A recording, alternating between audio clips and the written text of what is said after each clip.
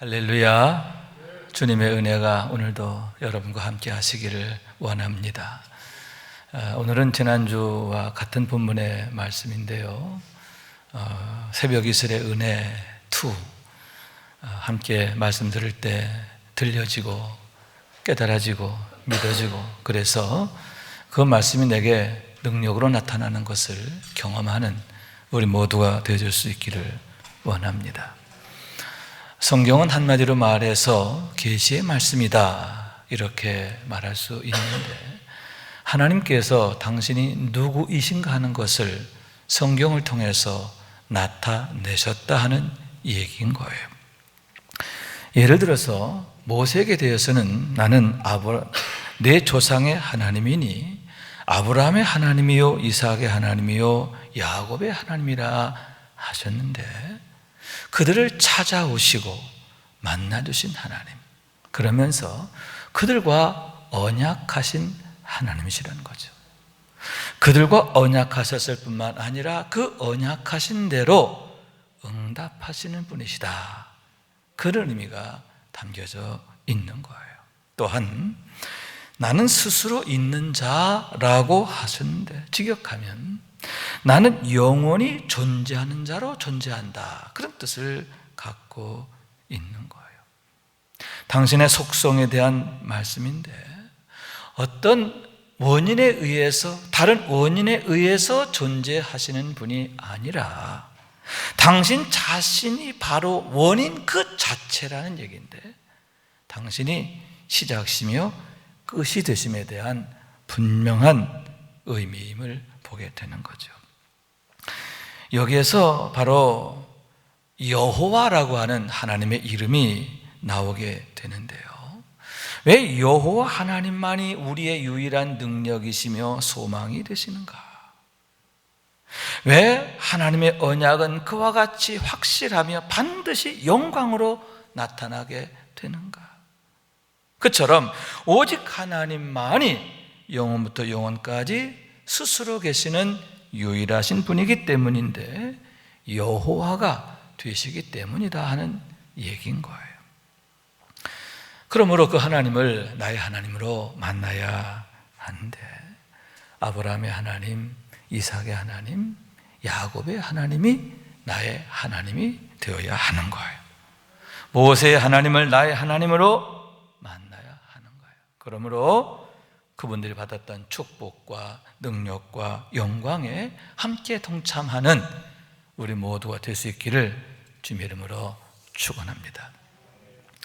그런데 오늘의 말씀에서는 하나님께서 내가 이스라엘에게 이슬과 같으리니 이렇게 말씀하셨는데, 나는 이슬과 같이 존재하고 이슬과 같은 모습으로 너희에게 은혜를 베푸신다 라고 하는 말씀인 거예요. 저는 어렸을 적 시골에서 자라게 되었는데, 항상 이맘때가 되면은 새벽마다 해야 할 일이 있었습니다. 이른 새벽에 밤 나무 밑으로 가서 밤새 떨어진 알밤들을 주워 오는 일인데, 만약 그대로 놓아두게 되면 벌레가 먹던가 다람쥐 등이 가져가기 때문이에요. 또 동네 사람이 슬그머니 와서 주워가게 되기도 하기 때문입니다. 그런데 그때마다 매우 고역스러웠던 것은 이슬 때문인데, 옷이 다 젖게 되기 때문이에요. 이슬이 얼마나 많은지 한번 다녀면 바지가 아주 그냥 물에 흠뻑 젖게 되는 거예요. 그래서 철없는 생각에 이슬이 없었으면 좋겠다, 그렇게 생각하기도 한 거죠. 그러나 여러분, 그 이슬이 얼마나 소중합니까? 왜냐하면 모든 식물들이 그 새벽에 내리는 이슬을 먹고 힘을 얻기 때문인데, 연걸어가는 가을 곡식은 더욱 고와지게 되고 또 기름지게 되기 때문인 거예요. 하물며 여러분, 유대 광야의 경우는 어떠할까요? 사진 하나 보여드릴게요. 유대 광야의 모습인데, 바닥에 잔풀들이 쫙 나 있고 양떼들이 풀을 뜯고 있음을 보게 됩니다. 1년 내내 비가 거의 내리지 않는 지역이에요. 그럼에도 어떻게 저와 같이 풀들이 나고 양들이 풀을 뜯게 되는가? 한 가지, 새벽마다 내리는 이슬 때문이죠. 얼마나 그 이슬이 풍족한지 그로 인하여 식물이 자라고 그 많은 양떼들이 배부르게 됨을 보게 되는 거죠. 두 번째 사진이죠. 자주 보는 그림인데 신광야의 모습이에요. 세 번째, 이번엔 바란 광야. 이 바란이란 말은 크다라는 뜻, 큰 광야라는 뜻이죠. 이스라엘 백성들이 40년 동안 모두 5개의 광야를 지나가게 되는데 그들 모두가 다 이와 비슷했음을 보게 되는 거죠. 사람이 단 며칠도 살 수 없는 황무함 그 자체인 거예요. 밤에는 춥고 낮에는 너무나 뜨거워서 살 수가 없는 거죠. 그럼에도 어떻게 그 많은 이스라엘 백성들이 그 무지막지한 환경에서 무려 40년 동안을 살게 됐는가? 거기에다가 많은 수의 가축들이 있었음을 보게 되는데 어떻게 그들이 약하여지지 않고 망하지 않고 도리어 번성하게 되었을까? 참으로 이해할 수 없는 상황임을 보게 되는 거예요. 그러나 단 한 가지 결정적 요인은 여러분 이슬 때문인 줄로 믿습니다. 저녁에는 메추라기가 와서 진에 덮이고 아침에는 이슬이 진 주위에 있더니 그 이슬이 마른 후에 광야 지면에 작고 둥글며 서리 같은 가는 것이 있는지라. 무슨 얘기냐 하면 그 광야에 새벽마다 이슬이 내리게 됐다는 거죠. 이슬이 내리는데 조금 내리는 게 아니에요. 풍족하게 내렸다라고 하는 거죠. 그런데 그와 함께 여러분, 하나님께서 만나를 내려주시는데 그 이슬이 다 마르고 나면 바로 그 자리에 만나가 쏟아져 있음을 보게 되는 거예요.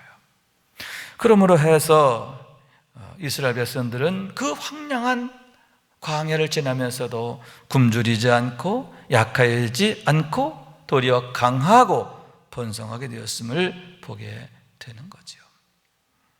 동시에 여러분, 수많은 가축들 역시 생육하고 번성했는데요, 그 이슬로 말미암아서 그들이 머무는 곳마다 풀이 나는 거예요. 그 메마른 광야, 그 황량한 광야에 풀이 나는 거죠. 그 양이 얼마나 풍부한지 그 많은 양떼와 소떼가 먹고도 충분했음을 보게 되는 거죠. 그런 의미에서 그들에게 새벽마다 내리는 이슬은 바로 생명줄 그 자체인데, 죽음의 땅이 생명의 땅으로 바뀌는 역사가 바로 그 이슬들로 말미암았음을 보게 되는 거예요. 그러므로 만약 그 이슬이 그치게 된다면 어떻게 될까요? 하늘이 닫혀서 그 이슬이 끊어지게 된다면 어떻게 될까요?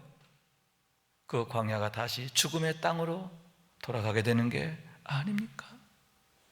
단 며칠도 버틸 수 없는데 그 광야의 화를 피할 수 없다라고 하는 거예요. 따라서 그것은 바로 우리 하나님이 과연 어떤 분이신가 하는 것을 나타내는데, 오직 우리 하나님만이 우리의 유일한 생명줄 되심에 대한 의미인 줄로 믿습니다.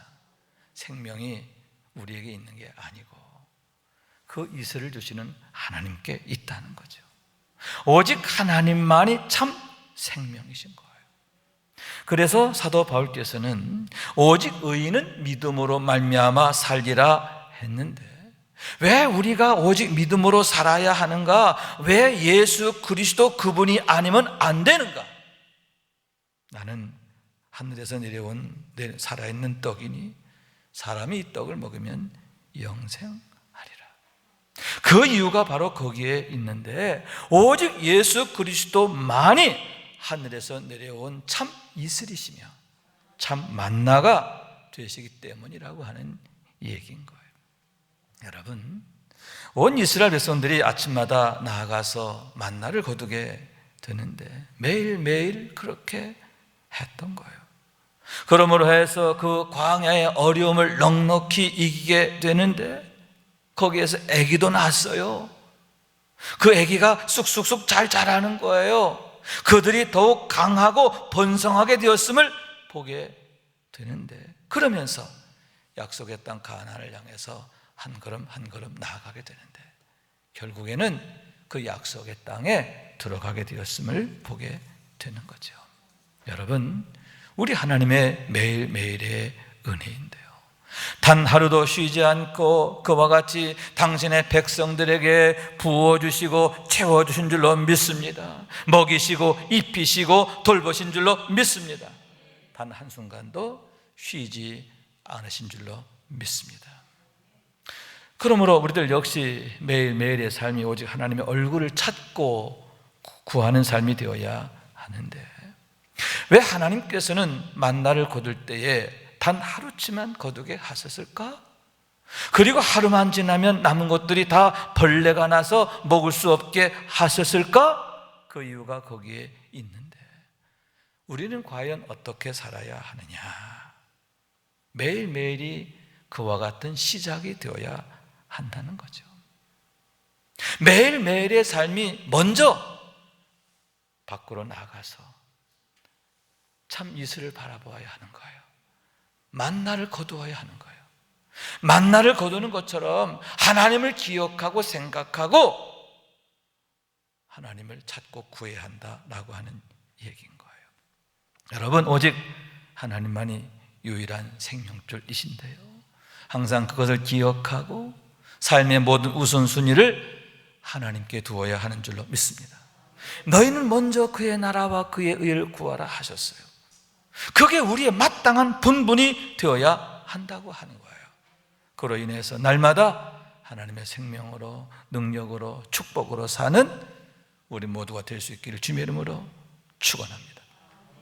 또한 이슬의 가장 큰 특징은 새벽에 내린다라는 사실인데, 모두가 가장 곤하게 잠들어 있을 그때에 소리 없이 내리는 거예요. 다시 말해서 하나님이 어떤 분이신가 하는 것을 나타내는데, 새벽 이슬 같이 역사하시는 하나님이시다라고 하는 거예요. 그래서 하나님의 역사는 항상 결과를 통해서 보게 되고 깨닫게 되는데 미리 알아지는 게 아니에요. 되어진 결과를 통해서 하나님이 이렇게 하셨구나, 하나님이 이런 분이시구나, 하나님의 뜻과 목적이 여기 있구나 하는 것을 깨달아 알게 되는데, 바로 거기에서 우리의 신앙의 고백이 나오게 된다라고 하는 거죠. 예를 들어서 아브라함의 경우 독자 이삭을 바치기 위해서 하나님의 명령에 따라 모리아 산으로 가게 됩니다. 거기에서 아들을 제물로 바치려고 이제 준비를 다 마치게 되는 거예요. 그런데 바로 그때 비로소 하나님께서 그에게 이삭을 대신할 어린 양을 보게 하시는 거죠. 다시 말해서 아브라함과 이삭을 위해 예비하신 하나님의 은혜를 경험하게 하시는 거예요. 그러므로 해서 아브라함이 여호와 이레 하나님을 고백하는 거죠. 하나님은 우리를 위해서 가장 좋은 것을 이미 예비해 놓으셨구나. 우리를 위해서 항상 가장 좋은 것을 예비하시는 하나님이시다. 그 하나님을 나의 하나님으로 만나게 됐다는 거죠. 여러분, 그곳에 갈 때까지만 해도 전혀 몰랐어요. 아예 상상도 할 수 없는 일인 거예요. 단지 묵묵히 하나님의 말씀에 순종했는데 얼마나 어려운 일입니까? 정말 가고 싶지 않은 길이 아닙니까? 그럼에도 끝까지 믿음으로 순종했는데 그 믿음의 결과가 뭐냐? 여호와 이레의 경험이죠. 그 믿음으로 인하여 여호와 이레 하나님을 나의 하나님으로 만나게 됐다는 거예요. 여러분, 그와 같은 믿음이 순종을 가져오고 그 순종이 이러한 하나님의 영광을 가져오는 줄로 믿습니다. 여호와 이레 하나님을 나의 하나님으로 만나는 믿음의 용사가 되시기를 축원합니다. 또한 여호와 니시라고 했는데 르비딤에서의 얘기인 거예요. 아말렉이 쳐들어왔을 때 여호수아는 백성들을 이끌고 나가서 싸우고, 모세는 아론과 훌과 더불어 산에 올라가 지팡이를 든 손을 높이 들고 하나님 앞에 기도했음을 보게 되는데, 손이 올라가면 이스라엘이 이기고 손이 내려오면 아말렉이 이겼다라는 거죠. 그래서 아론과 훌이 그 손이 내려오지 않도록 양쪽에서 붙잡아 주게 되는데, 결국 이스라엘이 대승을 거두게 되는 거죠. 여러분, 그러한 결과를 통해서 그들 모두가 깨닫게 되는 거죠.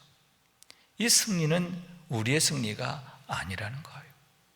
이 승리는 오직 하나님으로 말미암은 것이다. 하나님께서 우리를 위해서 싸워주심이구나. 할렐루야. 그래서 하나님의 승리, 하나님의 깃발, 그런 의미로 여호와 니시 이렇게 고백하게 되었음을 보게 되는 거예요. 뿐만 아니라 여러분, 이제는 그런 믿음으로 사는 거죠. 여호와 이레의 믿음으로 사는 거예요. 여호와 니시의 믿음으로 사는 거예요. 여러분, 그 믿음으로 하나님을 기대하며 나아가게 되는데, 그런 믿음으로 사는 자에게 여호와 이레의 역사, 여호와 니시의 역사가 나타나게 됨을 믿으시기 바랍니다. 날마다 그런 은혜의 주인공 되시기를 축원합니다. 그런 의미에서 우리가 항상 소망해야 할 것은 바로 에베네셀의 은혜다라고 할 수 있는데, 하나님께서 우리들을 여기까지 이렇게 도우셨습니다 라는 고백과 간증과 찬양이다 하는 얘기죠. 우리의 마지막 순간에도, 우리의 호흡이 끝나는 그 마지막 순간에도 하나님께서 나의 일생을 이렇게 축복해 주셨습니다, 이렇게 지켜주셨습니다, 이렇게 복되게 하셨습니다 하면서 감사하고 찬양할 수 있게 되기를 원하는 거예요. 지난 주간 우리 교회에서는 큰 소동이 있게 되었습니다. 코로나19 때문이지요. 왜냐하면 코로나19에 감염된 어떤 성도님께서 전혀 모르는 상태에서, 자신이 감염되었다는 걸 모르는 상태에서 주일 대회에 참여하게 되었고, 그런 사실을 수요일 아침에야 알게 되었기 때문인 거예요. 모르고 예배 드렸는데 그 주일이 지나고 수요일 아침에야 내가 코로나에 걸렸구나 하는 것을 알게 된 거죠. 그로 인해서 함께 예배 드리게 되었던 모든 성도들이 진단검사를 받게 되었죠. 저도 받았고요, 교직원 다 받았고요, 235명 가까이가 다 받았어요.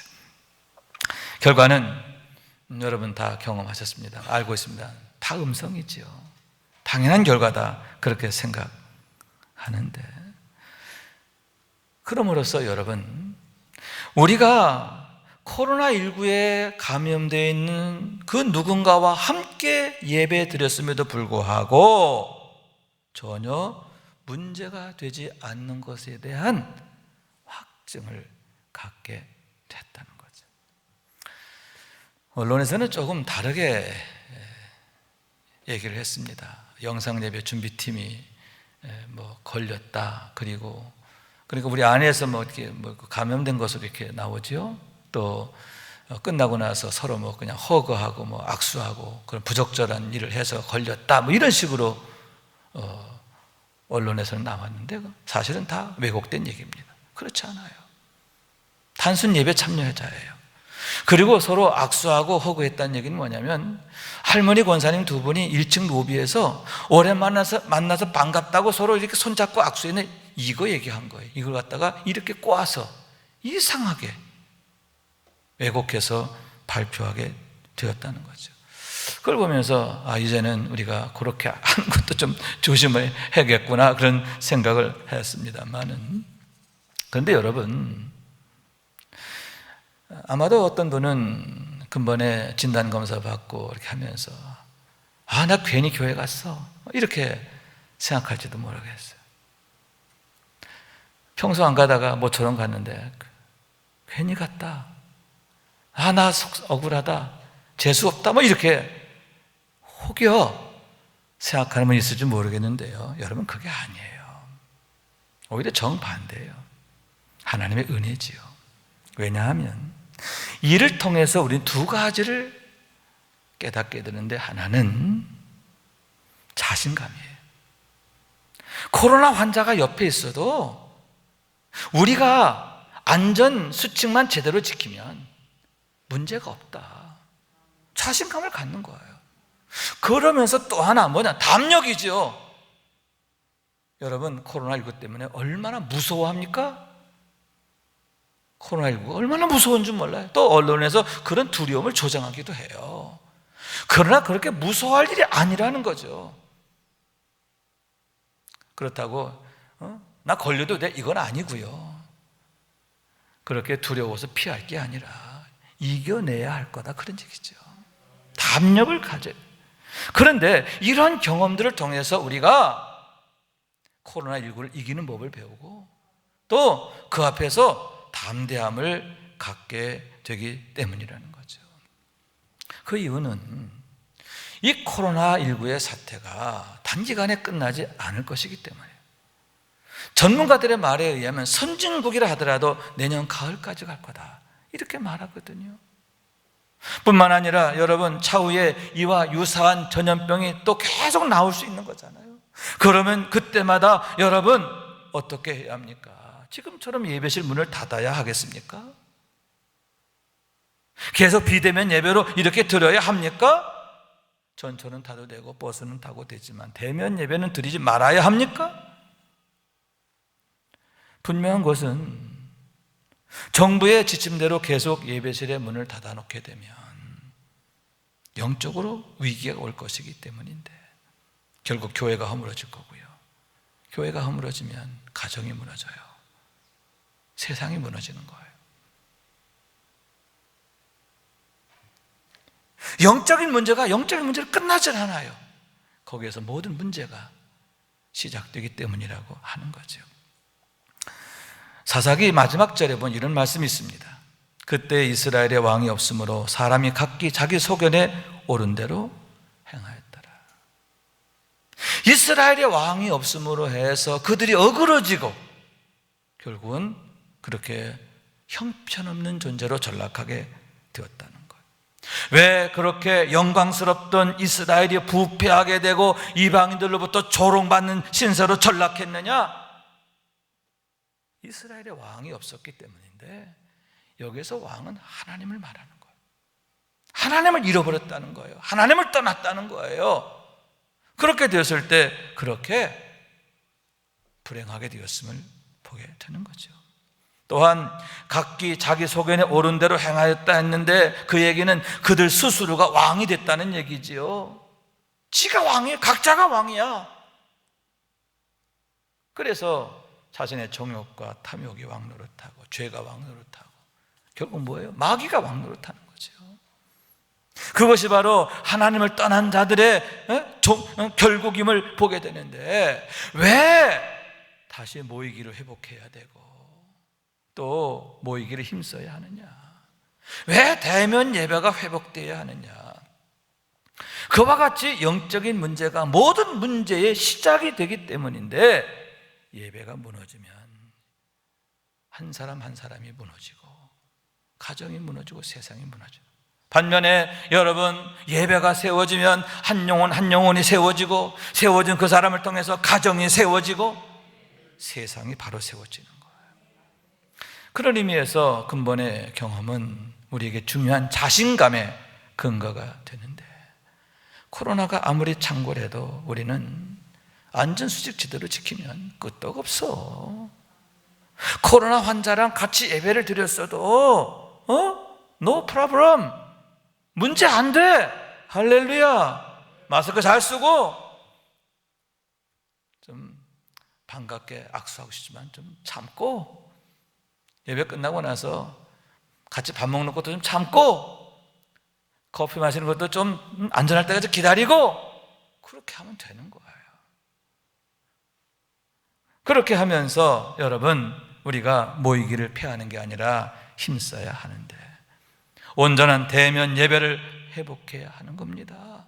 그래도 전혀 문제가 없는 교회가 되게 해야 하는 줄로 믿습니다. 계시록 7장에 보면 14만 4천 명에 대한 얘기가 있어요. 천사로부터 이마에 하나님의 인을 받은 자들을 말하는 거죠. 그런데 그들에 대해서 이렇게 말합니다. 이는 큰 환난에서 나오는 자들인데 어린 양의 피에 그 옷을 씻어 희게 하였느니라. 그분들 한 사람 한 사람은 환난에서 나온 사람이라. 환난을 이기고 나왔다는 거죠. 피한 게 아니에요. 숨은 게 아니에요. 도망친 거 아니에요. 환난과 겨루어서 이겼다는 거죠. 할렐루야. 그 환난에 대해서 우리가 이김의 삶을 살아야 한다는 것에 대한 중요한 메시지가 여기에 있는 거죠. 그래서 사도 바울은 이렇게 말합니다. 다만 이뿐 아니라 우리가 환난 중에도 즐거워하나니 이는 환난은 인내를, 인내는 연단은 소망을 이루는 줄 알미로다. 우리는 환난을 당해도 즐거워한다는 거예요. 환난 앞에서 어떻게 두려워하고 도망가고 피하고, 그가 아니라 환난아 내가 어디 있느냐, 오히려 담대하게 외치면서 환난 앞에서 즐거워한다는 거죠. 왜? 그 환난 때문에 우리는 망하는 게 아니야, 실패하는 게 아니야. 그 환난 가운데서 인내를 배우게 되는 줄로 믿습니다. 그 인내를 통해서 연단되어지는 거예요. 정금같이 연단되는 줄로 믿습니다. 그러므로 궁극적으로 소망을 이루게 됨이라. 할렐루야.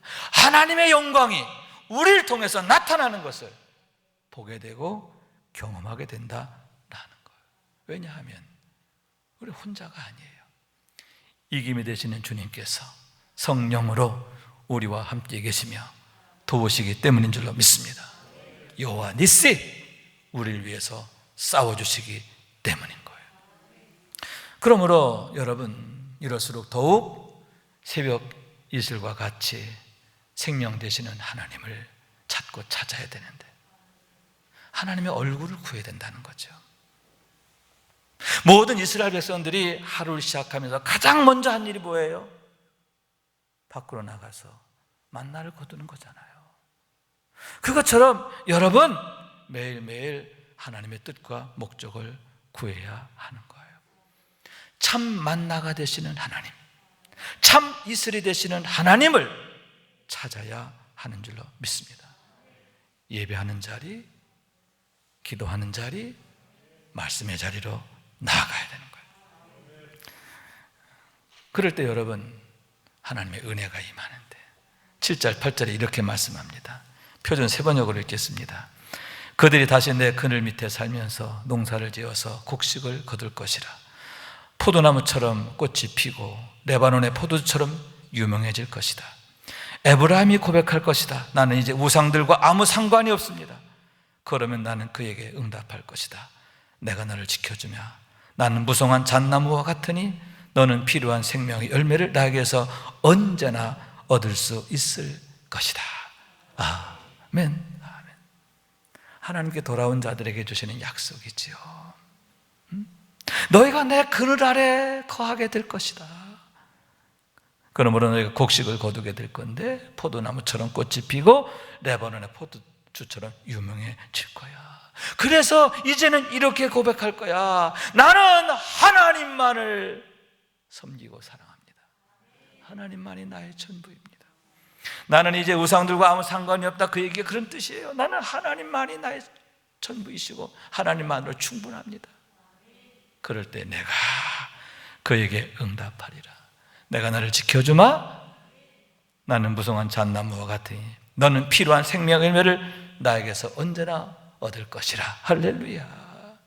우리 하나님께서 우리의 전부가 되어주시겠다라고 하는 약속임을 보게 되는 거죠. 내가 너를 지켜주마.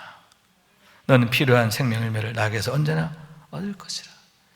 이런 축복의 주인공이 되는 거죠. 그러므로 여러분, 이스라엘 백성들이 아침마다 그렇게 가장 먼저 만나를 거두러 나갔던 것처럼 여러분, 참 만나가 되신 예수 그리스도를 찾아야 하고 만나야 하는 줄로 믿습니다. 그럴 때 여러분, 우리가 어떻게 돼요? 백합화같이 꽃이 피리라. 백합화같이 피어나리라. 아멘. 백향목같이 뿌리가 박힐 것이라. 백향목 나무 뿌리는요, 너무너무 단단하기 때문에 태풍도 뽑을 수 없는 거예요. 그 어떠한 어려움도 그 뿌리를 해칠 수 없는 거예요. 그 누구도 해할 수 없으리라. 그 어떠한 시험도 어려움도 넉넉히 이겨내리라. 이김의 삶을 능력으로 살게 되는 거예요. 여러분, 새벽 이슬 같은 은혜로 우리를 찾아오시는 주님, 날마다 나의 주님으로 만나기를 원해요. 그 은혜 안에서 뿌리가 깊어지기를 원합니다. 그래서 날마다 하나님의 능력으로 하나님 나라의 삶을 멋지게 살아가는 우리 모두가 될 수 있기를 주님 이름으로 축원합니다. 말씀 생각하면서 기도한 마음으로 찬양합니다. 나의 등 뒤에서 나를 도우시는 주 찬양합시다. 나의 등 뒤에서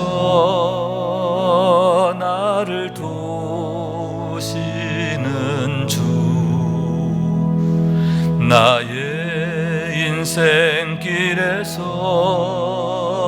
지치고 고나여 매일처럼 주저앉고 싶을 때 나를 밀어주시는, 일어나 걸어라 내가 새 힘을 주리니, 일어나 너 걸어라 내 너를 도우리. 나의 등 뒤에서 나를 도우시는 주, 평안히 길을 갈 때 보이지 않아도 지치고 권하여 넘어질 때면 다가와 손 내미시는, 일어나 걸어라 내가 새 힘을 주리니, 일어나 너 걸어라 내 너를 도우리. 나의 등 뒤에서, 나의 등 뒤에서 나를 도우시는 주, 때때로 뒤돌아보면 여전히 계신 주, 잔잔한 미소로 바라보시며 나를 재촉하시네, 일어나 걸어라 내가 새 힘을 주리니, 일어나 너 걸어라 내 너를 도우리.